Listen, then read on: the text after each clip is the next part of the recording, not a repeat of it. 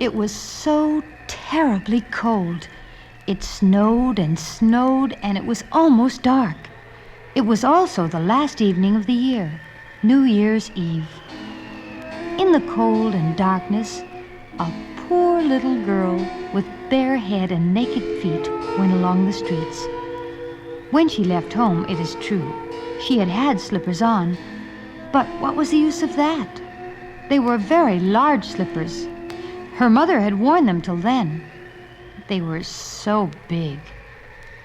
And the little girl lost them as she hurried across the street to get out of the way of two carts driving furiously along.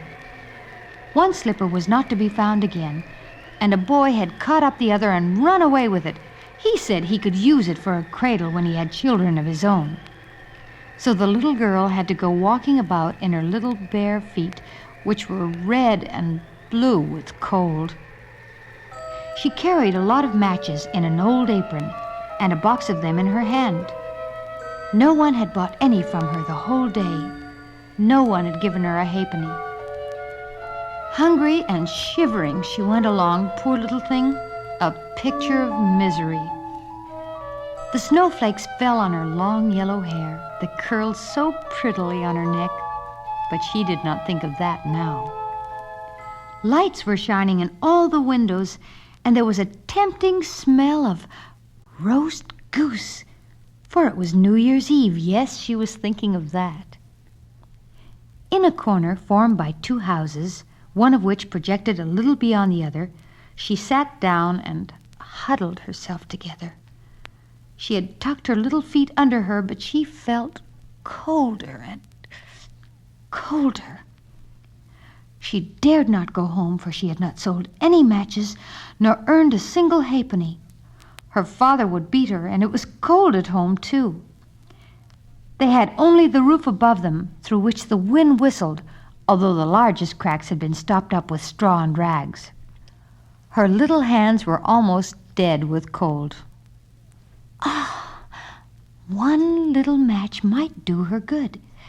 If she dared take only one out of the box, strike it on the wall, and warm her fingers, she took one out. Oh, how it sputtered and burned.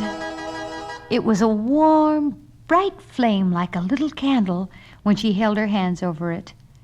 It was a wonderful little light, and it really seemed to the child as though she was sitting in front of a great iron stove with polished brass feet and brass ornaments.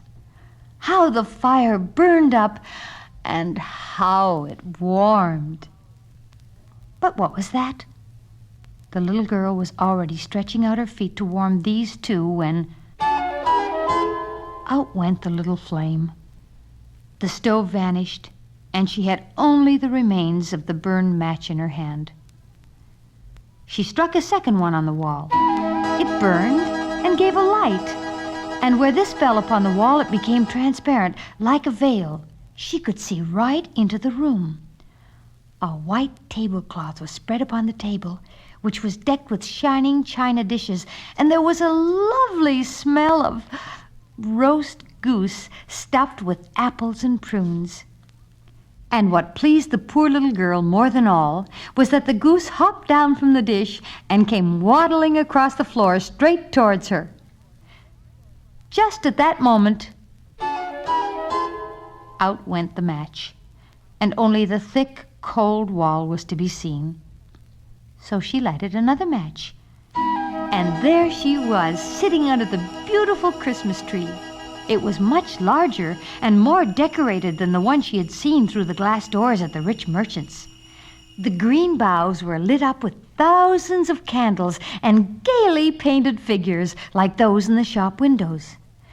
The little girl stretched her hands out towards them, and out went the match. She could hardly wait till she lit another match, and she did. The Christmas candles rose higher and higher till they were the only stars in the sky. One of them fell, leaving a long, fiery trail behind it. "Now someone is going to heaven," said the little girl, for her old grandmother, the only person who had ever been good to her and who had now passed on, had said that when a star falls, a soul goes up to heaven. She struck another match on the wall. It was alight at once, and in its glow stood her old grandmother, so dazzling and bright, and so kind and loving. "Grandmother," cried the little girl, "oh, take me with you. I know that you will go away when the match is burned out. You will vanish like the warm stove, like the beautiful roast goose and the big, splendid Christmas tree." And she quickly lighted the whole box of matches, for she did not wish to let her grandmother go. The matches burned with such a blaze that it was lighter than day, and the old grandmother had never appeared so beautiful or so tall before. Taking the little girl in her arms, she flew up with her in brightness and joy, high, so high, and there was no cold, nor hunger, nor sorrow, for they were in heaven.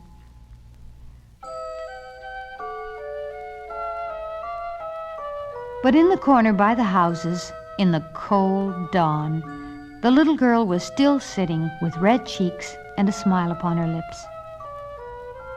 The New Year's sun shone upon her brightly as the child sat stiffly holding her matches, of which a box had been burned. "She must have tried to warm herself," someone said. No one knew what beautiful things she had seen, nor into what glory she had entered with her grandmother on the joyous New Year.